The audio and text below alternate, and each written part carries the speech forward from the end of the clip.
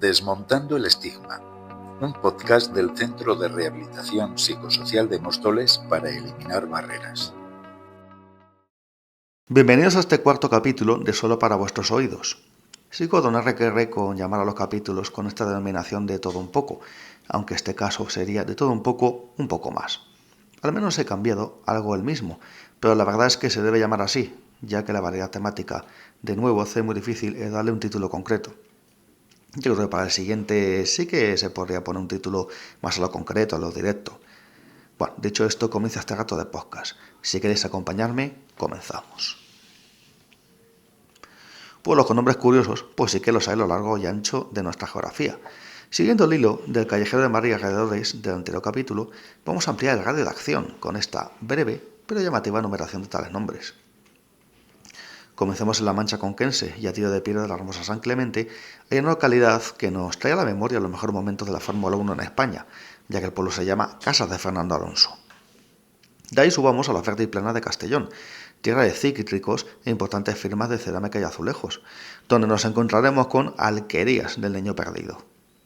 La verdad es que este primer tramo es un salto constante de parte a parte de España, así que nos iremos hasta la jienense Guarromán a la pie de Sierra Morena, curioso nombre, pero con el cual no caeremos en el chiste fácil y manido. De la obrera Jaén a la turística Costa Blanca, concretamente a las cercanías de Denia y de Javea, donde surge la localidad de Jesús Pobre, y de un extremo a otro de la provincia de Alicante, nos encontraremos con la pequeña localidad del Derramador, cercana a Elche. Que por cierto, todos los lugares los he encontrado a golpe de mapa de carreteras, nada de poner el buscador y que te salgan 200. Dicho esto, continuamos y rematamos la región de Murcia para recalar en la localidad de Los Madriles, cercana a Mazarrón, y terminar a tiro de piedra del Mar Menor con Los Beatos. Los hay de estos nombres por decenas, desde luego una forma de entretenerse y así de paso conocer geografía de tal o cual zona de este país. Existe una fiesta también de curioso nombre en Miraflores de la Sierra, que se llama de los Perreros. Su origen se basa en un recuerdo victorioso contra las tropas invasoras de Napoleón allá por 1809, a cargo de los lugareños. Los galos habían ocupado el pueblo y era sabido el miedo de estos hacia los toros bravos. Así que, ya sabiendo de esto, y en una noche oscura los lugareños bajaron con numerosos cencerros a todo correr. Semejante algarabía hizo creer a los invasores que había suelto una manada de toros, que iba directa hacia sus posiciones, lo que motivó una huida precipitada del lugar. Como digo, se recuerda este hecho con una fiesta, que por San Blas hace resurgir a los perreros sin romería, ataviados con sombrero de copa muy del 19, pantalón y camisas blancos, pañuelos, lazos y cintas de colores. Y como no, voluminoso hizo uno de los cencerros, como digo, para homenajear aquel hecho que llena de orgullo a la bonita localidad serrana. Hablemos ahora aunque brevemente del fútbol femenino, hoy día visibilizado en España a fuerza del Barcelona y sus 3 Champions de momento, y de nuestra selección, y aquel ya mítico gol de Olga Carmona, conocido como el Carmonazo, que nos dio un mundial, por poner un ejemplo. Pero todo viene de mucho más antiguo, concretamente desde los años 20 del pasado siglo, cuando, y por primera vez, una mujer jugó sin necesidad de ocultar su género en un campo de fútbol, en este caso en La Coruña. Tal hito se debe a Irene González Basante, jugadora coruñesa, como digo, que a un adolescente compartió vestuario en el Orillamar y que llegó a fundar su propio conjunto, el Irene Fútbol Club, del que fue capitana y cancerbera. Por cierto, resulta que era muy buena en su puesto y con una capacidad demoledora para atajar balones por alto y en salida de interceptación de balón. Guardameta completa, que también manejaba muy bien el juego con los pies. Lo malo es que no pudo disfrutar de su hito apenas, ya que falleció a los tempranísimos 19 años, víctima de la tuberculosis, pero con el tiempo suficiente para abrir un gran y necesario camino. Ya en el anterior capítulo traté un poco mi aventura peregrina allá por 2011, la cual dio de sí por unos pocos minutos de solo para vuestros oídos. Así que aquí va otra píldora. Aquella noche la capital burgalesa fue muy larga, tan larga como la que la pasé en vela. Un solo minuto de sueño, que no resulta la verdad es que demasiado aconsejable en estas circunstancias. Las puertas del albergue no se abrían hasta las 6, así que había que emplear el tiempo en algo. Por ejemplo, en ver por primera vez los videoclips que hicieron los de Alan Parsons Project, que hay que reconocer que son una de mis debilidades musicales. Al menos pude estar 3 horas delante de uno de los ganadores de la sala polivalente, disfrutando de este descubrimiento. Cuando llegó la hora de apertura de las puertas, salí como alma que lleva el diablo en busca del callejero del centro de la ciudad, en un preamanecer no demasiado frío para el lugar donde nos encontrábamos. Fue casi una hora, con unas calles prácticamente desiertas, ideales para disfrutar la monumentalidad de la ciudad, de su ADN 100% castellano, casi como un espíritu errante y silencioso. Como si la ciudad estuviese puesta, solo para mí y mis ojos. La tremenda catedral, las estrechas calles de su casco antiguo. Resultó impactante, la verdad, pasar por la calle oficial de los bares y restaurantes y encontrarse la completamente solitaria. Su plaza mayor, la ribera del Arlanzón o la monumental puerta Arco de Santa María. Tan solo me crucé con los servicios de limpieza municipales y algunas personas que iban prestas, supongo que hacia su puesto de trabajo. Comparado con la anterior tarde, con una ciudad bulliciosa y vibrante, entre lugareños y peregrinos, como yo, un remolino de visitantes ante la catedral o los asadores hasta la bandera, pues me llevé un particular e íntimo recuerdo en tanto en cuanto por el recogimiento del fin de la madrugada burgalesa, con el remoto deseo inalcanzable de encontrarme con viejos caballeros de yelmo y espada, o soldados de escala de la invasión napoleónica. Creo que si los hubiese visto, no hubiese sido muy síntoma para mi salud mental, así que con lo vivido me debo de conformar. Ciudad Real hoy día tiene símbolos que la proyectan fuera de su entorno: las fiestas de la Pandorga, su Semana Santa, el Museo del Quijote y su Biblioteca Cervantina. Pero si hay algo que llega al corazón de los ciudadrealeños es su carrillón, también llamado como reloj cervantino. En la muy transformada ya Plaza Mayor, donde van claudicando, yo creo que a demasiado buen ritmo, sus viejos edificios, y en uno de sus extremos, con el ayuntamiento en la otra punta, está la Casa del Arco, de muy dilatada historia, ya que se la menciona en tiempo de Isabel la Católica, casi nada. Fue sede del consistorio, concretamente hasta 1865. Está de hecho entre los edificios civiles más antiguos de la ciudad. Y esto, como digo, alberga un rinconcito más que entrañable. Porque poco antes del mediodía, y aconsejable verlo bajo algún soportal en épocas veraniegas, ya que el calor por allí resulta insoportable, el carrillón obsequia su espectáculo diario. Como no podría ser de otra forma, salen de su hogar los personajes que entre diversos toques de campanas, con seguidillas, salen Sancho Panza, Miguel de Cervantes y Alonso Quijano el inmortal Don Quijote como parte fundamental. Figuras articuladas y que la cual cada una tiene su cometido. El literato, con su pluma que dio las letras universales, una de las obras cumbre, Sancho con su jarro de vino, y Don Quijote con uno de sus libros de caballería, leyéndolo mientras hace ademanes con su mano. En definitivas cuentas, en sus principales papeles característicos, piezas de una bella factura que durante más o menos 5 minutos hacen que a diario muchas cabezas se eleven hacia allí, como una parte indisoluble del espíritu de Ciudad Real. Que por cierto, y siguiendo con la clave de los carrillones, aconsejo también el que cada mediodía sale al espacio de la plaza y muy recuperado recientemente en Leganés, que también merece mucho la pena.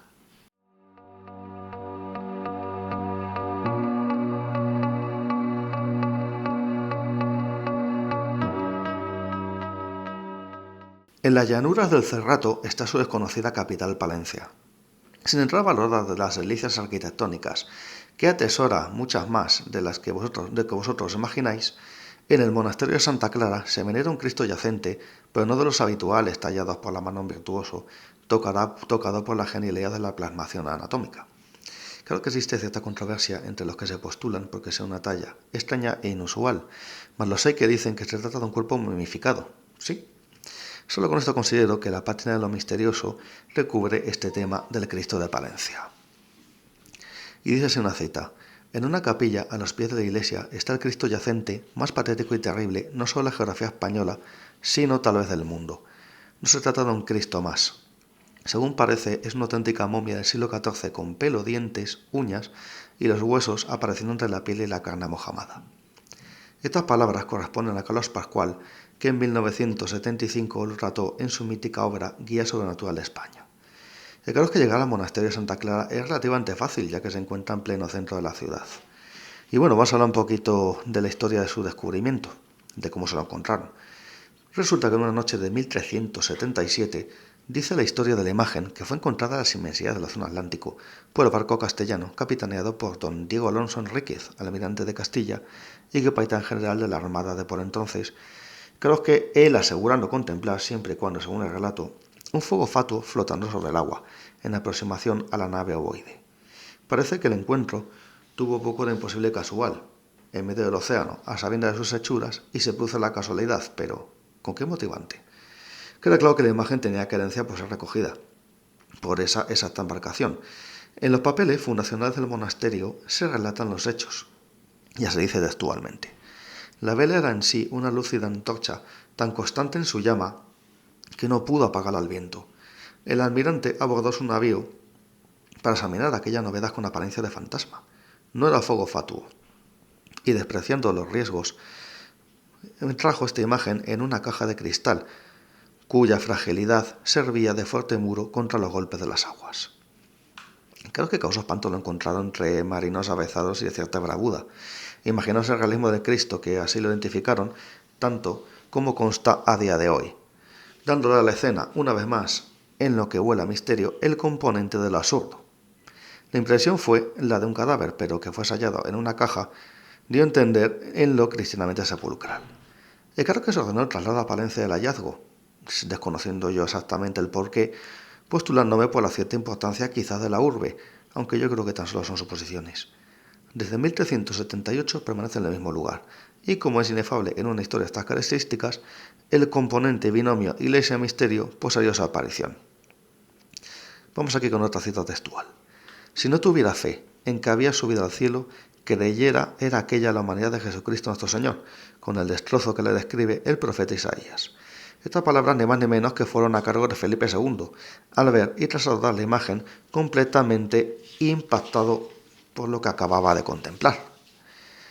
El rostro resulta completamente sobrecogedor, como el de un hombre sufrido por horrores antes de la muerte, cuerpo menudo y encrespado, con un cabello apelmazado y las heridas características de la pasión. A colación de estas impresiones, expertos diversos advierten de lo extraño del caso, llegándose a postular de que se trataría no de una imagen ni siquiera un hombre, sino de un cuerpo femenino, concretamente en edad adolescente.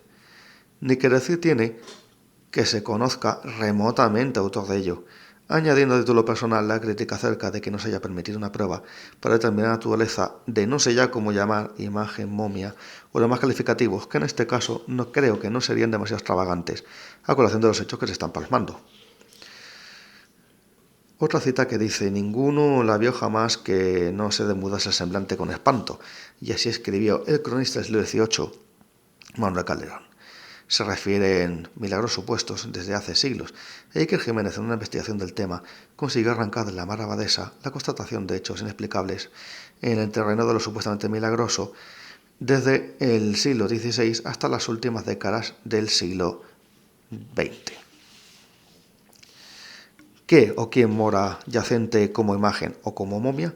El factor clave es conocer la naturaleza del mismo, y tras leer y luego narraros los datos y parte de los hechos, claro es que algo extraño rodea esta historia, desde su muy extraño hallazgo, como pasando por la retahíla de hechos más que inquietantes. Una vez más nuestra piel de toro vuelve a fascinarnos y un tanto a atemorizarnos con un lugar de contenido fuera de todas luces de un carácter cotidiano y normal. Cuando recuerdo esta aventura, siempre me vienen a la mente aquellas canciones propias de los largos viajes de coche. Particularmente no me refiero a aquella de rumba, flamenco, ni siquiera de rock. A mí me vienen otras, como llevar aquel llamado sonido del misterio de, por ejemplo, Jean-Michel Jarre. Lo imagino, ya que mi amigo se negó a que la pusiese en el coche, ya que no le convencía para nada ese sonido si íbamos a ir por carreteras a mitad de la madrugada. Bueno, dicho esto, claro que tras habituallarnos en la costa de San Vicente de bebidas con cafeína, tomamos carretera, la A3 siendo la medianoche más o menos, pues fijaos lo que os digo, rumbo a ver el amanecer en Santa Pola. La carretera evidentemente se hacía bastante aburrida, inmersos en la oscuridad y a golpe de una conversación casi continua, pues íbamos quemando los primeros kilómetros.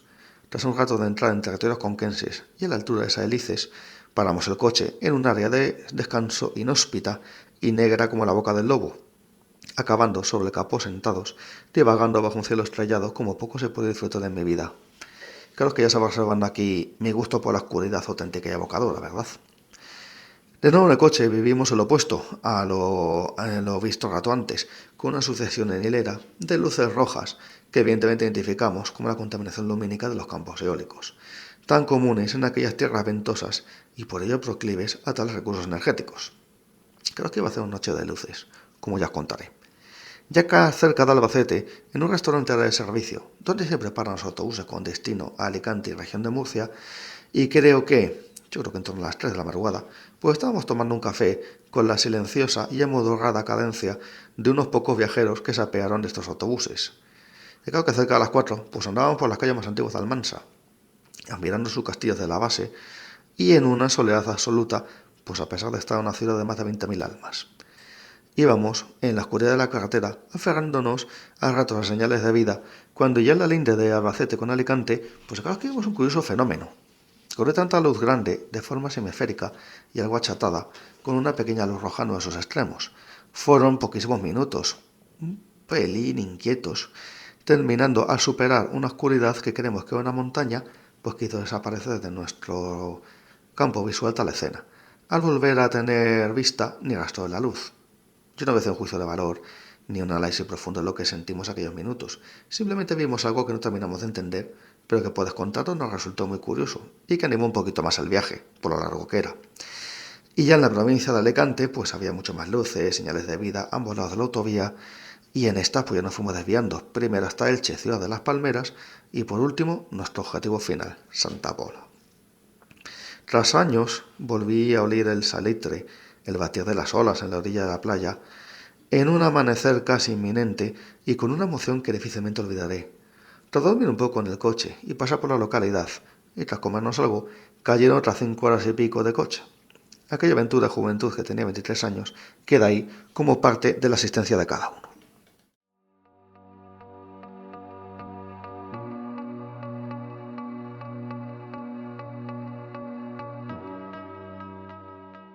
La Laguna del Campillo es una pequeña joya a tiro de piedra de Madrid, que no se imagina uno encontrarse en un Rivas hacia Madrid, lleno de chalets y demás ladrillo, aparte de la falta de industrias y centros comerciales. No resulta difícil llegar, ya que se encuentra bastante cerca del minúsculo casco antiguo de Rivas, y su acceso pues es harto sencillo. Existe un camino que bordea prácticamente esta lámina de agua, que existe desde hace no tanto, o sea, relativamente pocos años, a causa de que fue una explotación minera a cielo abierto que al abandonarse acabó aflorando el agua y creando esta laguna del Campillo. Lugar interesante, aunque nada aconsejable en pleno verano, ya que las sombras no son todo lo numerosas que se desearan. El que alberga vegetación de ribera, prolijos matorrales, alguna pinada y sus cortados yesíferos en uno de sus laterales, hogar de muchas aves rapaces y que para mí conforma casi el mayor valor ecológico del lugar, si no me equivoco integrado en el Parque Regional del Sureste, con total merecimiento por cierto. En unas 2 horas se puede hacer este recorrido circular con otros aspectos de interés, ya que os los enumero rápidamente. Sus restos industriales y otros activos que afean un poco cierto tramo del recorrido. Hay también reproducciones de saurios a tamaño real, al parecer, que camparon por aquellos lugares semiocultos entre los árboles. Y por allí pasa también el camino que lleva de Madrid, como una peregrinación más, hasta el monasterio de Duclés, ya en la provincia de Cuenca, recorriendo las tierras del sureste madrileño, aquella parte de territorio un tanto injusta e inmerecidamente desconocida, en detrimento de otras zonas más apoyadas por el turismo, aunque quizás esta sea la clave de ser una zona mucho más, vamos a llamar, auténtica y rural. Y creo que era la primera vez que veía el océano Atlántico. Viendo esa inmensidad, me vinieron a la mente aquellas épicas travesías navegantes, los que fueron al encuentro de lo desconocido o los que bordearon tierras incógnitas donde se disparaba la imaginación ante lo que prácticamente ni se intuía en su realidad. El caso es que para ser junio, en aquel mazagón enclave de la costa de Huelva, pues no hacía el calor esperado. De hecho, las noches obligaban a salir a dar una vuelta con una manga larga y bastante gruesa, cosa que yo no esperaba a colación del traidillevaro calor sureño. El sur iba cayendo anaranjado contra las mansas aguas, y que los calles subidos en el pequeño alto del bar del Campín de por allí, sintiendo pequeñez pero con muy grandes sueños, ya que la vista de aquella mar océana invita a ello, a cualquier mente soñadora y da la aventura de la libertad, de una mente todavía no atrapada por la para mí infame dictadura del móvil y otras tecnologías que dominan al ser humano, y les impide en muchas ocasiones levantar la cabeza y sentir en sus carnes incluso más de lo que ofrezca la pantalla, como por ejemplo aquel atardecer maravilloso sobre la playa de Mazagón.